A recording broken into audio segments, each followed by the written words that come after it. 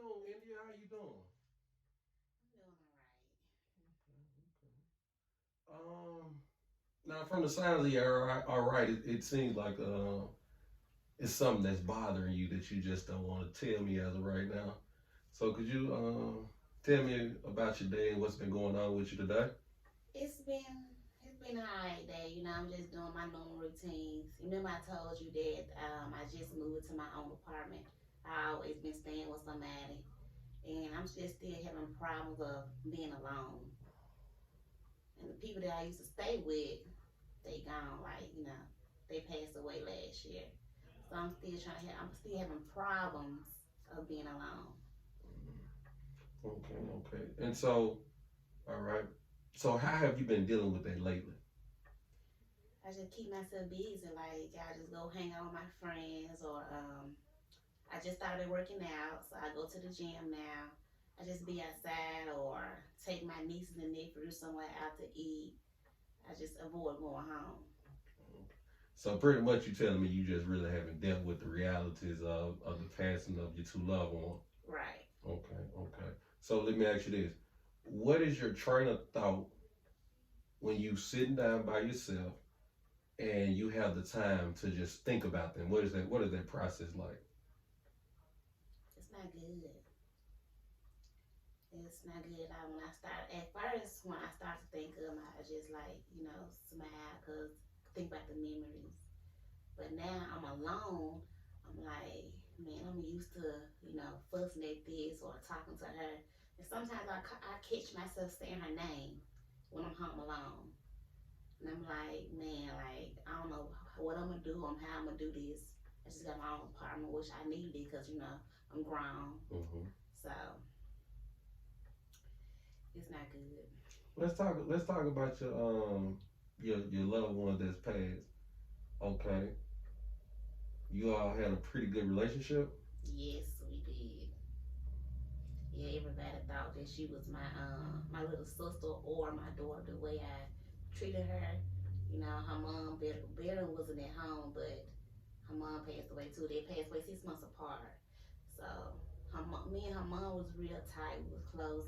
She always uplifted me. She really pushed me to go to school. Get my own place. And now it's just kind of funny. And now that I got my own place, it's so hard to be there alone. So, what do you think the conversation would be, or how do you think that your loved one would feel knowing that you're like sitting there stagnant and don't want to move on because they're no longer here with you? How do you think that would be? What I know, Ladybug, that's my older cousin's name. I know she would be on me, like, just telling me, like, she called me Tanny. She like, Tanny, I done told you about this, I'm always here, just, keep pushing yourself, like, you got a strong mind. So she never liked to see me down. So that's what she'll say. Okay, okay, that's beautiful. Okay, and so when do when the loneliness that you feel, does it usually occur when you're at home? And most occurs at night. Okay, at night. Okay. So I wanna work on this. When you're at home, and we can even practice now. We can just imagine that you're at home and then it's at night, and the thought comes to your head. Let's try to reframe that Mm-hmm. and tell me something that your cousin would tell you, and try to think of that thought. So it's at night and you're alone, and you start to get sad, and you realize that you're getting sad, but we're gonna try to reframe the thought process to counter what we feel in the moment to get us to this moment so we can move forward. She I went home alone. She'll tell me like, go have a little, a little wine drink like we used to always do together. Or thinking about the memories we did, we had together, like dancing, watching my favorite TV shows. Like I don't do that at night. So maybe I should start back watching our favorite TV shows and reminding her and just, laugh at what she used to say, towards the TV. Mm-hmm. But maybe I should start doing that. Okay, and that's an excellent start. But that's great. And I want you to always remember and focus on this. Although your loved one has left us physically, Mm-hmm. they're always gonna be here and living through you. So what you do is gonna always shine light on what they were here and what they were doing with you. So you have to always focus that and reshift your mind. Like it's imperative that like we get unstuck so that so you can move forward and like live your life and not so much as not so much as think that they're gone, but okay, they're inside of me, and now I feel like I still can move on because they would tell me this is not what you need to do. Like just because I'm gone, I still need you to go get it as if I was right here today. See, after everything that you seen at first, I was like, oh yeah, they ain't me, you know, they spirit, they gone physically, but they spirit is still within with me. Mm-hmm. So I'm like, they watching over me, they guiding me, but just ever since I moved into that place and it hit me at night, like, wow, I just wish they was here physically, you know. And you know, like losing a loved one is tough.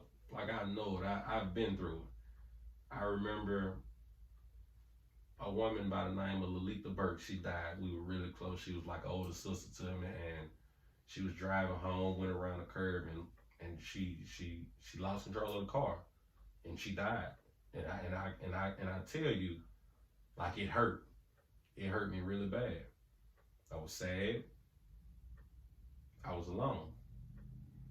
But like I tried to avoid it, but like avoiding it only made it worse. Like you said, when you get down there, you sitting by yourself and you thinking those thoughts like, man, I wish this person was still here. And I had to remember, like, man, we had a lot of great times together.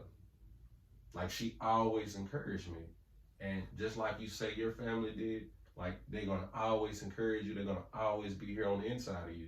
You just have to, when the negative thoughts come or the sad moments come, you counter the sad thoughts with, okay, she probably would say this, or you think about something funny that that your loved one said, and you counter it that way. But like the focus is like reframe the sadness, and just get us to the happy place because we need them more now than we did then, and we have to use that fuel to get us to the next level.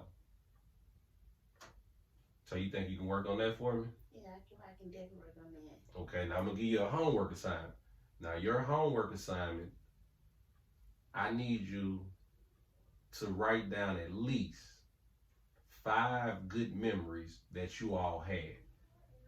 And when you write the 5 memories down, I want you to just look at them every day and look at them every day. And the next time you come in, we'll go over those and we'll see how the feeling of just writing those memories down and see where it takes you, and did it make you happy, and did it like counter those negative thoughts that we talked about today. So It's a good homework assignment. okay, so we'll get that in there, and I'll see you in 2 weeks. Okay, thank you. Was that 10 minutes? That was 8 minutes and some change.